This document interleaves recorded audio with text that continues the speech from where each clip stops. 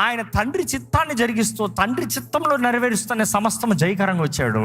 ఆయన్ని అంతగా తగ్గించుకుని ప్రార్థన చేసినప్పుడు మనం ఇంకెంతగా తగ్గించుకోవాలి? నా జీవితంలో దేవుడు మేలు చేశాడు అన్న వారు ఉంటే చేతులు ఎత్తి హల్లెలూయా చెప్పండి.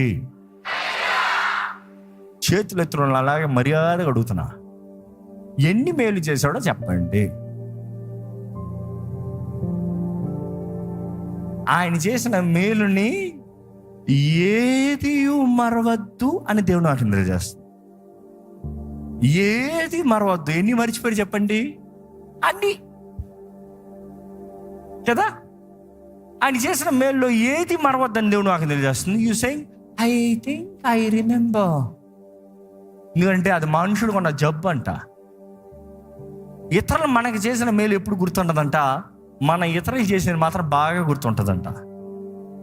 అందుకని చూడండి, ఎవరైనా కొన్నిసార్లు వాగ్వాదాలు వచ్చినప్పుడు కుటుంబాల్లోనే నాకేం చేసావు అనాలంతే డైలాగు. స్టార్ట్ అవుతే చాలు ఆపోజిట్ ఉండదు. ఏం చేయలే, అది చేయలే, ఇది చేయలే, అది అవ్వలా, ఇది అవ్వలా, అది చెప్పలా, ఇది చెప్పలా. ఓ చేసావా అంటే మనుషుడికి గ్రాటిట్యూడ్ లేదు. But a gratitude person God always blesses. కృతజ్ఞత. Thank you Lord. అందుకనే build a heart of gratitude చాలా ముఖ్యం.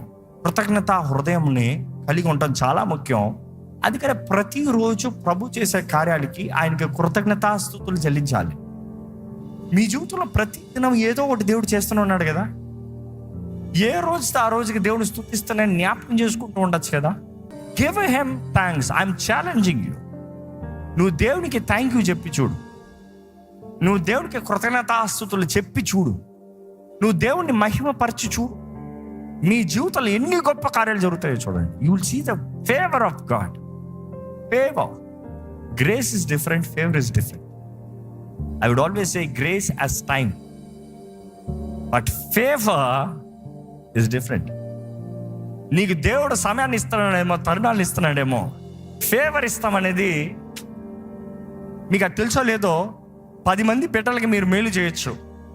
కానీ ఆ 10 మంది బిడ్డలో నీ బిడ్డ ఉందనుకో, నీ కళ్ళు ఎక్కడ ఉంటాయి? నీ బిడ్డ మీద ఉంటాయి. ఎవరిని చూసి ఎక్కువ నవ్వుతావు? నీ బిడ్డను చూసి నవ్వుతావు. బికాస్ మిగతా వాళ్ళు నచ్చలేదని కాదు, మిగతా వాళ్ళు ఏం తక్కువ అని కాదు, but there is a favour.